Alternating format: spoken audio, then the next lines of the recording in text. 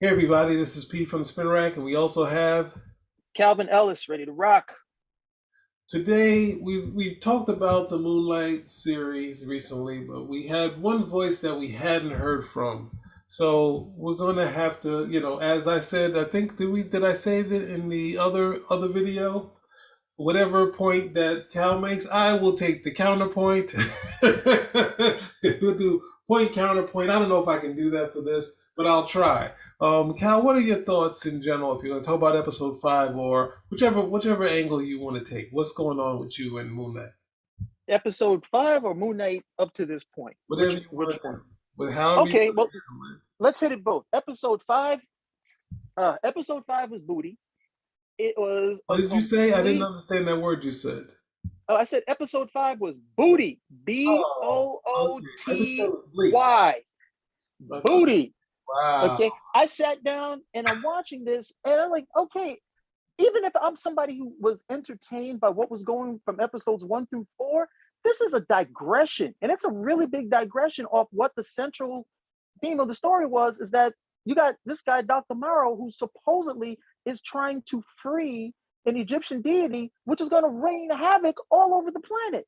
So we now have this digression, a full episode of digression, where we're now going to focus on Mark Spector, Stephen Grant, and whatever psychosis this dude is going through because of his childhood origins, which you could have done earlier on and you could have done in like 10, 15 minutes. But they decided to drag the whole thing out. No, don't go up there, Stephen. Don't go up to the next floor. I'm like, why are you okay?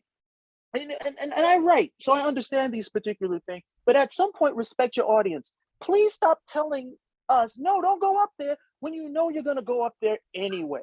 And if you're going to drag it out, at least make the payoff worthwhile, because you already touched the fact that he goes and, oh, Mark Stephen Grant, I invented Stephen Grant so I could be able to withstand, my mom being, so harsh and evil towards me because she blames me for my brother's death. Well, we already got a gist of that in the previous episode when we saw the show with Stephen Grant the Adventurer. We knew it was based on something. All you needed to focus on was the mother. And then again, it's so wild. It's so wild again that this mom would get to be abusive for so many years with the father in the household.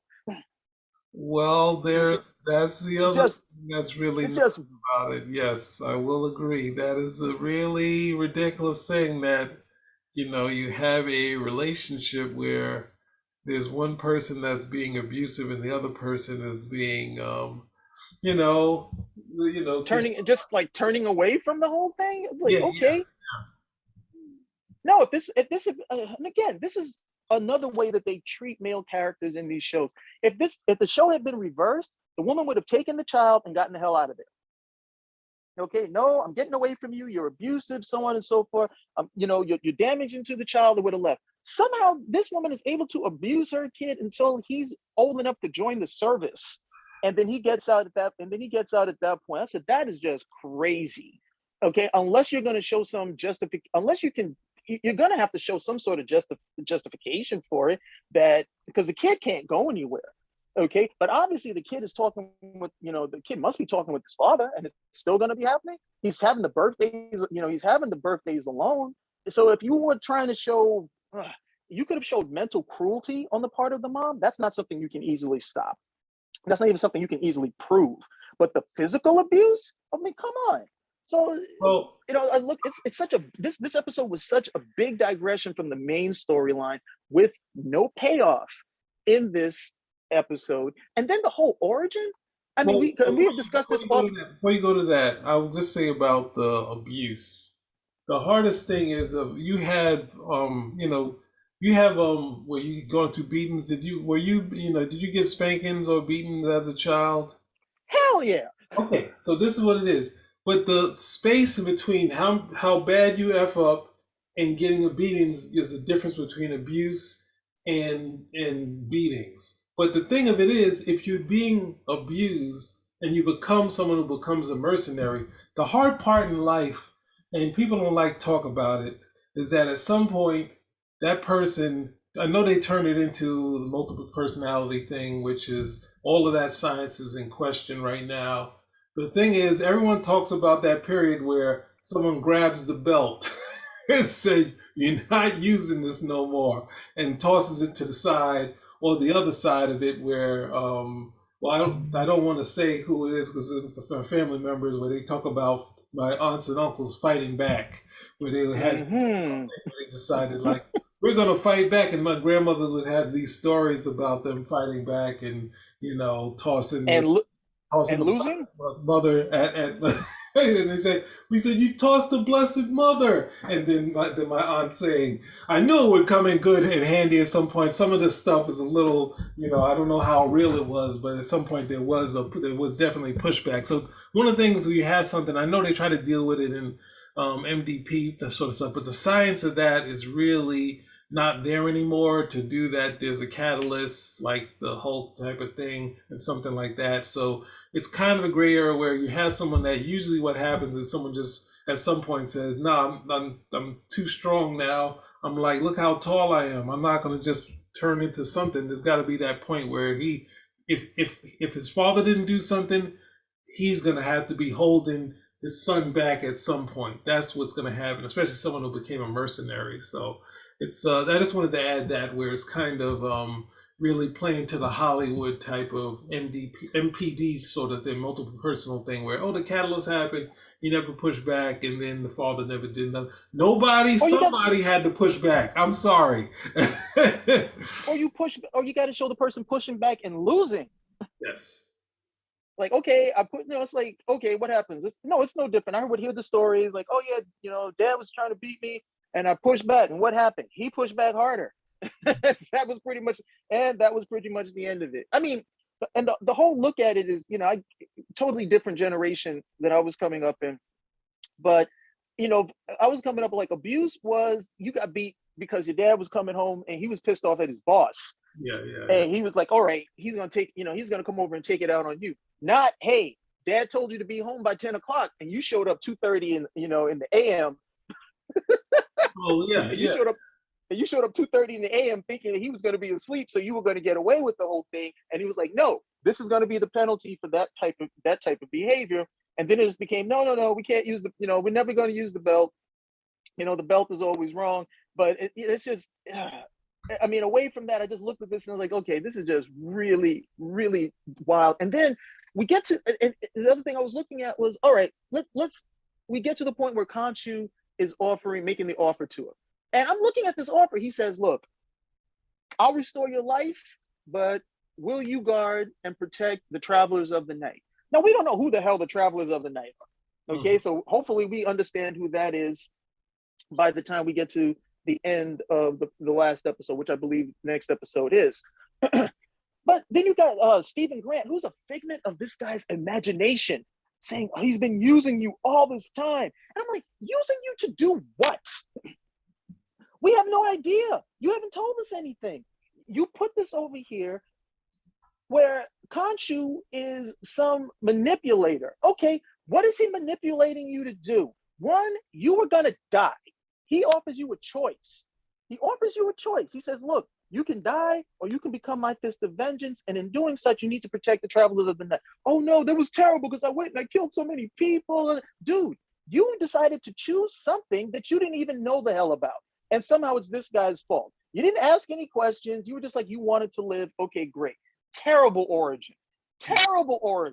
Because again, he doesn't have to take any responsibility. The onus is on the higher power. It's on God. It's all God's fault. But then two, it's like we're never shown what exactly was the manipulation. Where was it that he was being used? Did he actually defend anybody?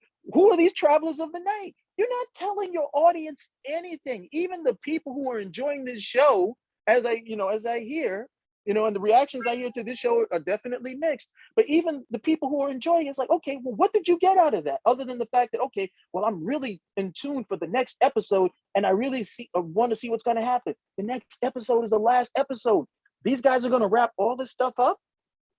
They haven't shown that they were able to do anything constructive so far. It's such a waste. Just a waste. Just booty at the end of the day. And then, I mean, I don't know what the directive is. You have to think that you have competent people working on these shows, writing this stuff out, have a directive a lot of the time as to what they need to hit, what people want to see, and this is it. It's so there's almost no connection to the rest of the Marvel universe. If you do the time, we have seen Moon Knight in costume for about 8 minutes Here we go. Here we over go. the course of 5 episodes. The titular character is not Stephen Grant or Mark Spector. It's Moon Knight. That's what you were supposed to draw people in. And we have seen this guy for less than 10 minutes over the course of 5 hours. And for some reason, people are like, oh, yeah, this is great. I'm so happy about this. I'm like, come on, guys. I get you indie people. Anything that's different must be good. What the hell is good about this? They're not giving you any type of strong story. They're not giving you the titular character. Even in the last episode, they're just going through like TV tropes at the end of the day. Any authority figure is a manipulator and wrong, inherently wrong, and we don't need to show anything about it. The only way you can become a superhero is going through some sort of trauma, a la the Marvel way or what have you. It's just whack at the end of the day.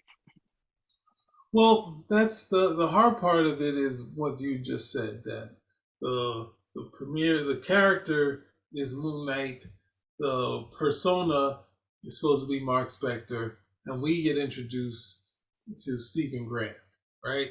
Now, in the Mark Spector was a mercenary in the comic, and Stephen Grant was the millionaire, and it's a very much a strong departure from the identity that he had in the character, which was like a set up identity. But it's really which you'd already established one of our early episodes.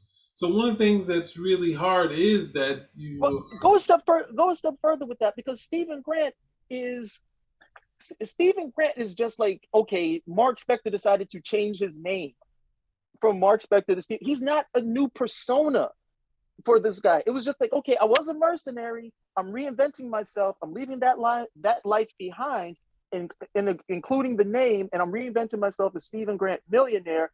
That's what was supposed to happen. Not, oh, you know what? I was getting abused by my mom, so I created this new whole identity to withstand it. That's what, that's totally different. yeah, that's a sign of really poor kind of storytelling to have to decide to do something where you basically can't do. I think we already said that in the past that you can't do your Hulk stuff or all that Peter David stuff, which I guess they already did in that first wacky Hulk movie where they already kind of did that. So I mean, I don't know. It is those things that you highlighted, that there's little to no with Moon Knight doing kind of it was kind of okay with the Black Panther having a lot of the initial stuff with the Black Panther be with armor, but they got around that by showing you the Black Panther fighting the Winter Soldier without a costume, saying some of this guy's stuff, being able to leap like these large areas without a costume on. That was a very powerful part in the Civil War movie. This, on the other hand, they're saying a lot of the stuff he's totally useless without the suit and that sort of thing. Without the suit, he could die and all that stuff. So, and the suit was just like, hey, I'm just, he just kind of made, he kind of made all the stuff and added these gadgets. So they kind of making it so, and with all the information coming from the villain, this thing can be taken and given to someone else and you be discarded, or I renege it, that sort of thing. And it's like, oh wow, my wife is much better, what's the name? And I didn't want you to know that Khonshu wanted you to be the next. What when when the man goes before the woman in a marriage, whereas like he dies at 70 and she lives on to 90, so he'll need. It's like these things are trying to establish that someone else would be worthy for this thing is really, taking away from the story you could be telling right now. And the But the character, idea that idea makes no sense, because Khonshu is a god. So if he's looking at Mark Spector and he's like, you know what, you're not up to the job, but she is. Well, just get rid of him and take her. Yep, there it is. If anything goes You know, wrong, you're my Guy Gardner. It's like, well, if that's the case, what is he here for? Is he any good? No, you're saying he's not that good. So, but all you got to do is come over and say, hey, look, uh, this guy over here is not working out. But mind you, the deal was the only reason why he's alive is because he's my fist of vengeance, but he's really not working out. But you'd be much better. So I'll keep him alive, but you're going to have to take his place. Based on the logic that these guys do in these stories, she's going to say yes because she doesn't want to see him to die. Then you can have all your drama from there. How could you work for Khonshu? You know I didn't want you to do that. Well, I didn't want you to die. Oh, no, I can never talk to you again. Oh. yeah, that the writing in this sort of wacky storytelling that you created yourself. It's like if you go down this, like even in this storyline where we reveal that you have the villain revealing stuff about Mark Spector and stuff he didn't tell his wife, and then the wife confronts him in this time when they could be escaping, where she like in real life a person will be like, let's get home. Oh, no, I mean, that's the thing. I've been in bad situations, when it was just dating where the situation's bad, but it's like either you're going to get me, the guy that's going to be flipping out and screaming, or just saying, I'm just going to let this be what it is and run out of here. And the person who decides in a life or death situation that we need to talk about our relationship is totally, I don't care how emotional you can be. If a guy sits there and tries to be like, oh, these guys are going to kill us. And then what happened? They killed them. So it's like, it didn't help. And then what are you worried about? You're more interested in whatever he kept from you than him being alive because you knew they were on them. It's like this sort of emotional roller coaster when in times of, fight or flight, it's just, I can't talk to you about that. What are you talking about? Whatever it is, say I did it and let's run. Let's get out of here and I'll clear up well, whatever you want me to. it's self-righteous claptrap at the end of the day, in a postmodernist approach to writing, that in every decision you make, you need to be on the right side of it. Okay, it's not, well, hey, you know what? Yeah, I messed up, but I messed up for this particular reason. Can we move on for? No, okay, no. You are now. I gotta question everything at the end of the day because of what happened here. And the freaky thing about this is that it will be something that in real life people would have almost immediate understanding with it. It's like, well, did you kill my dad? No, I didn't kill your father, but you were there. Well, we got this sliding scale of guilt. Well, you were there and you didn't stop it. I tried to stop it. I couldn't stop it. Yeah, but you didn't stop it, and you were there, so that makes you guilty. I'm like, oh, what? How is so? As long as I was anywhere in the state and your father died, I'm responsible for this whole thing. I tried. At the end of the, no. But that is it's just this incredibly obtuse way towards storytelling that they do with these situations. But it's also because they don't want to tell superhero stories. They want to, they're going for this drama, and I don't understand. Well, no, I understand why, because they're pandering to a demographic. But that was episode 5, and overall, this series has been one big disappointment. I was very eager after episode 1. I thought they did a nice setup. We got to see Moon Knight.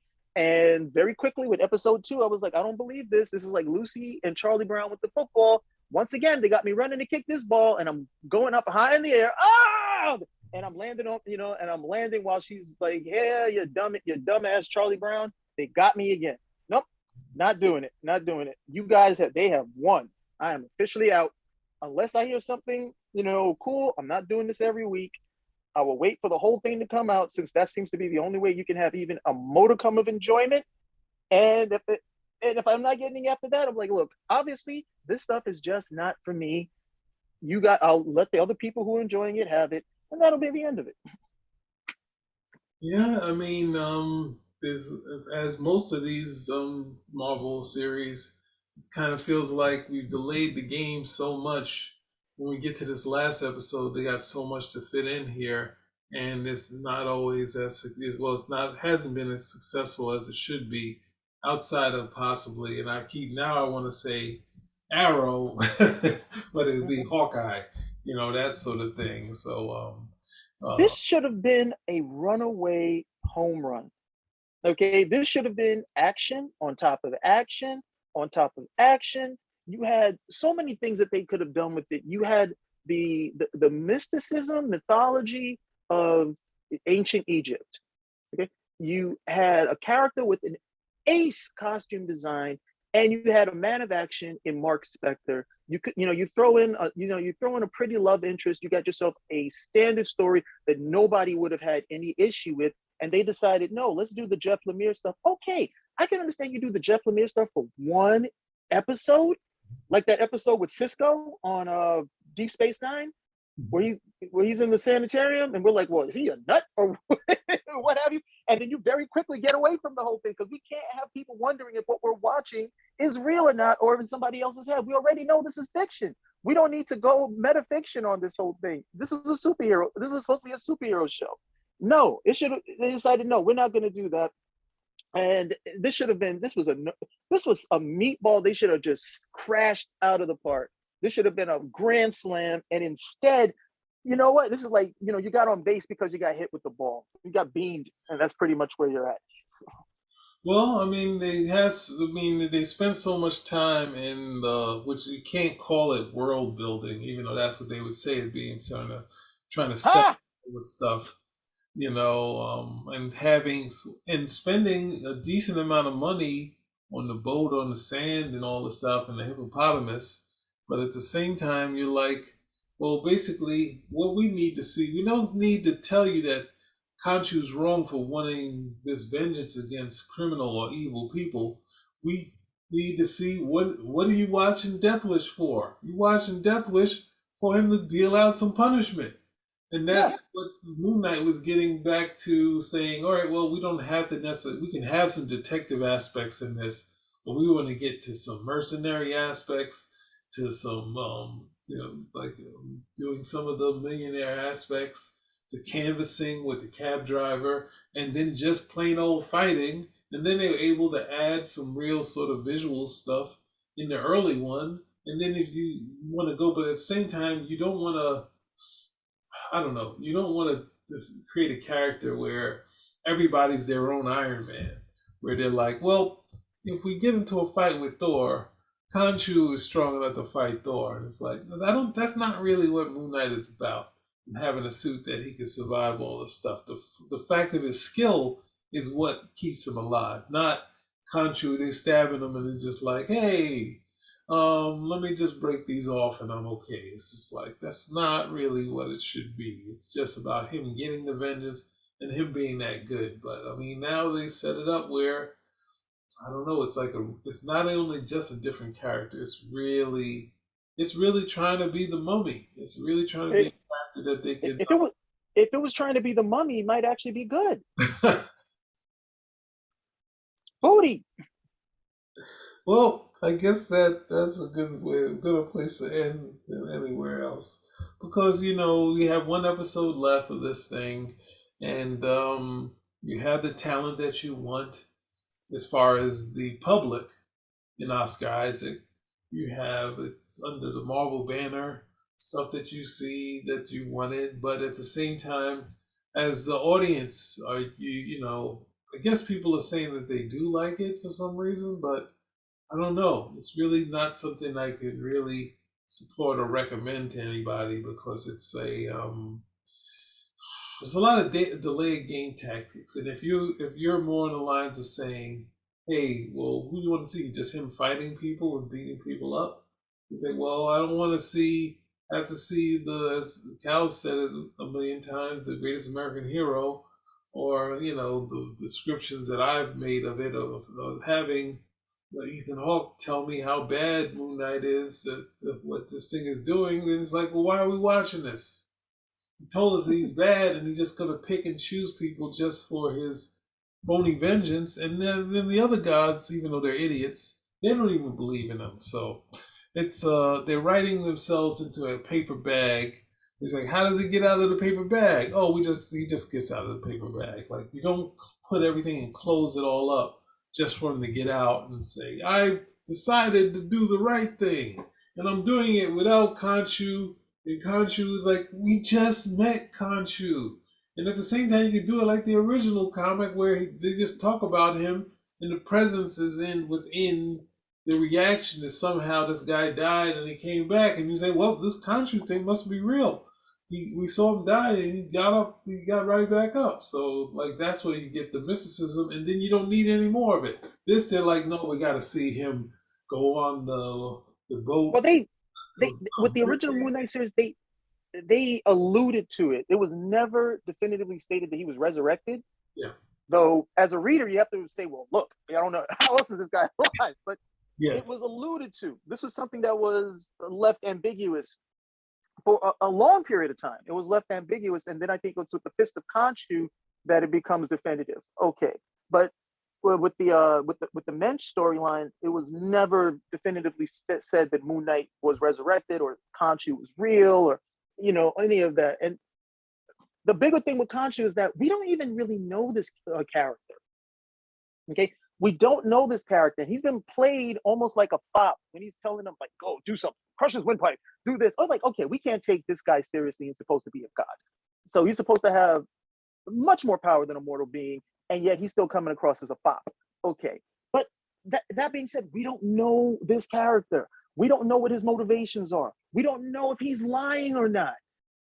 We've had no interaction. We've had more interaction with Harrow. We've had more interaction with Stephen Grant, Mark Spector than we had with this guy. And I'm like, okay, we're supposed to take this guy at face value. Who are we supposed to take at face value? The no account avatars, the villain, okay, or the hero who hasn't revealed everything about himself yet. So which one of these guys is right about this particular character? No, the assumption has to be, well, he must be evil because he has power. So, I mean, it's leading up to a crescendo that might be a whimper or a nothing, but they got a lot to cover in this last episode. They're not going to complete anything. They're not going to complete anything. Where's this go? It's like the Eternals. Where's this go in the realm of Marvel movies after this? Is it Well, like you said, hey, the Eternals will be back. They didn't say when. Maybe 10 years from now. Yeah. All right. So disappointing. So disappointing. All right. The readers deserve better. Readers, I'm sorry, I keep you trying to end and I keep saying one more thing. But readers, you deserve, viewers rather, you deserve better, and you got to start demanding better.